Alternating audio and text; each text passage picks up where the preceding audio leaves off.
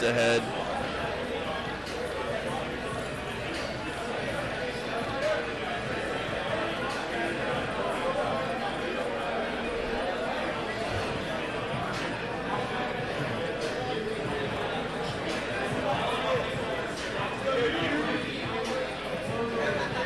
What's up? You want to do something? I don't know.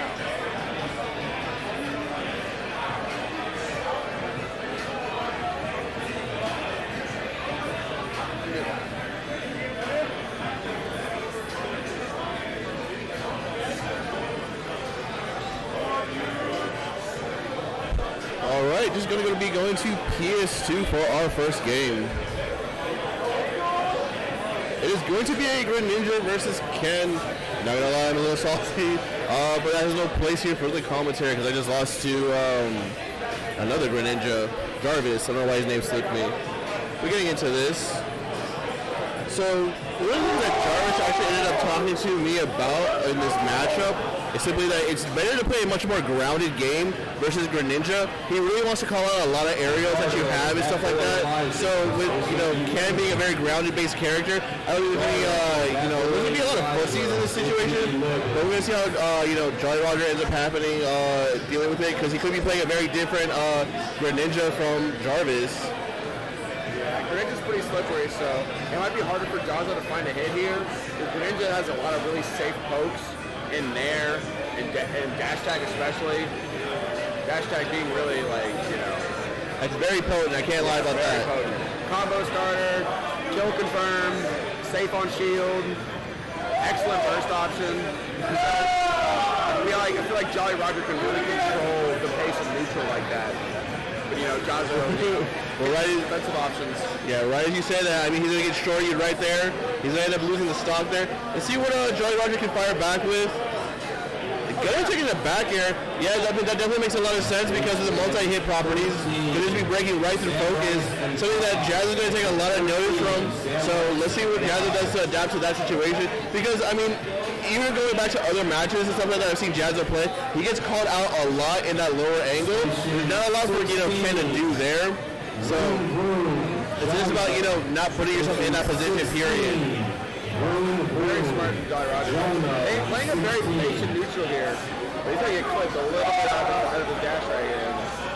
Definitely going to get him off that, but wow. And going to be eating an F smash. Jahzz0 is very notorious for those types of reset. That's not a true combo. It was just the fact that JollyRoger just didn't hit buttons. Yeah. There's no point in Jahzz0 not going for it. It's not a kill percent, and JollyRoger's off stage. He's not going to get a fat punish. So that's a pretty good option coming out of Jahzz0 to end that string. So JollyRoger really trying to play that patient neutral again, but Jahzz0's already in there. Jahzz0 looking to end it with that down air, 65 to 65, but Jahzz0's about to lap him. 3 votes on station 10. Yeah, Greninja being a very slippery character, not very good with the get off me tools on shield. No good out of shield options to really kind of discourage Jahzz0 from pressuring JollyRoger's shield as well. It's going to be the 2-0 from Jahzz0 there. You want to see what JollyRoger ends up firing back with.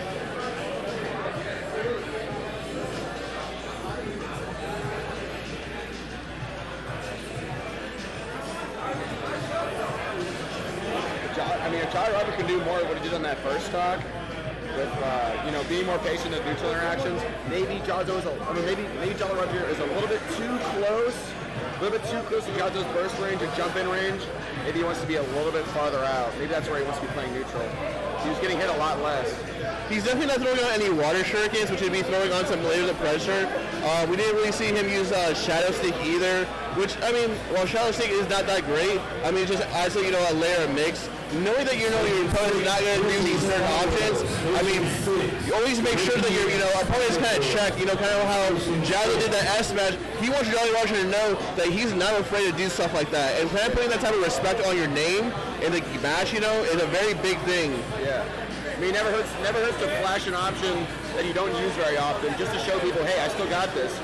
Give people a reason to think about it. It adds that extra layer of maybe I really do have to look for this option. Maybe for the up throw. Jahzz0 got a really early stop there. I think he has, a little bit of a read on what JollyRoger's habits are. JollyRoger plays really right outside of his range, so Jahzz0 kind of waits to whip punish his whip punish. JollyRoger runs in, tries to intimidate Jahzz0 to something, and Jahzz0 just doesn't bite. Yeah. Jahzz0 has no fear, and you know, he's just tacking on more and more damage. JollyRoger really had a good early on, but I mean, he's gotta find a kill here. He can't just keep tacking on damage like this. And going for a lot of grabs and noticing a neutral. He like a lot of pivot grabs, a lot of grabs. I'm not curious as to why, but gets the wrong read on that tech chase. Giving up neutral, that's something that a lot of players end up doing, is they give up center stage or they reset neutral when they have advantage. And there's going to be some more stuff that JollyRoger, put pressure there. Just giving it up, I mean, at the end of the day, he was kind of like Jahzz0 kind of pushed him from one side of the stage to the other when he was in the lead. Yeah. He's just not making Jahzz0, he's not giving Jahzz0 a reason to respect him. And that's a really big thing because Jahzz0's just kind of doing what he wants. Yeah, absolutely. I mean, Jahzz0 just jumping in wherever he feels comfortable, wherever he wants to. It feels like neutral is more now controlled by Jahzz0 than it is by JollyRoger. Which I feel like at the first game, JollyRoger felt like he was controlling the neutral a bit more. I don't know. A bit more of a read on how JollyRoger operates in neutral.